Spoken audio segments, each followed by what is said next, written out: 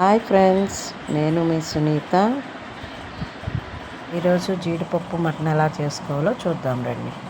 ఉల్లిపాయలు, పచ్చిమిరపకాయలు, టమాటాలు, అల్లం వెల్లుల్లి పేస్ట్ అన్ని, తర్వాత ఈ జీడిపిక్కలండి.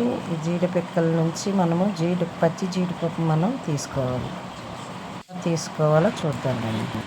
జీడికాయలు కట్ చేస్తే ఇలా జీడిపప్పు వస్తుందండి. జీడిపప్పుని వేడి నీళ్ళు వేసి నానబెట్టాలి. తర్వాత ఉల్లిపాయలు, పచ్చిమిర్చి వేసి బ్రౌన్ కలర్ వచ్చేంత వరకు వేపుకోవాలి. అలా వేపుకుంటూ పక్కన ఉంచుదామండి. ఇప్పుడు జీడిపప్పు తొక్క ఎలా తీయాలో చూద్దాం. ఎలా తీసుకోవాలో చూపిస్తాను రండి. ఈ జీడిపప్పు మనం కట్ చేసిన తర్వాత ఇలా పచ్చి జీడిపప్పు వస్తుంది.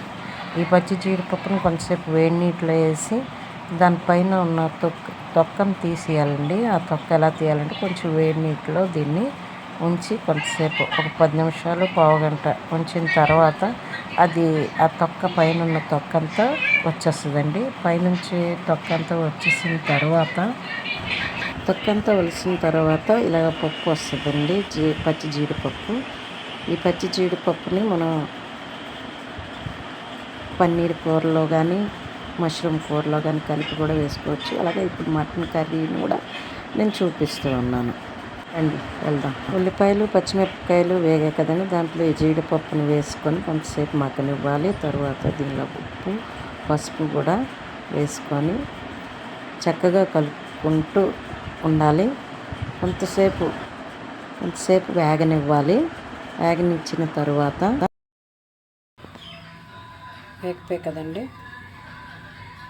మొదటిగా ఉల్లిపాయలు, పచ్చిమిర్చి వేసి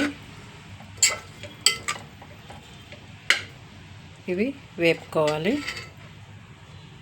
మటన్ ఉడికేసింది. ఈ మటన్ ఇప్పుడు కళాయిలోకి తీసుకోవాలి.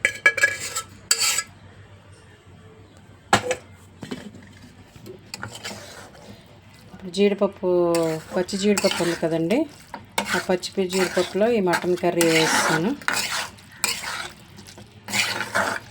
ఇది కొంతసేపు ఉడికించాలి.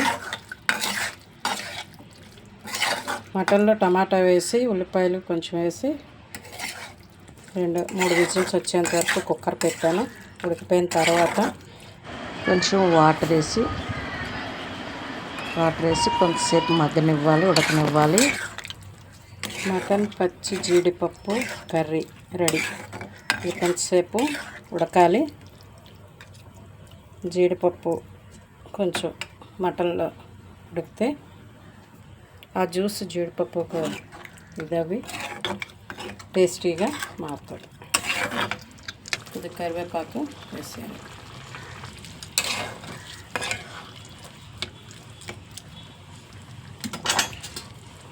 టూ మినిట్స్ ఉడికిన తర్వాత రెడీ అయిపోతుంది. టేస్టీ మటన్ జీడిపప్పు కర్రీ రెడీ. ఇప్పుడు ఇది అన్నంలో కలుపుకొని తింటే చాలా టేస్టీగా ఉందండి. ఇది మీకు నచ్చినట్లయితే సబ్స్క్రైబ్ చేయండి, లైక్ చేయండి, షేర్ చేయండి. Thank you.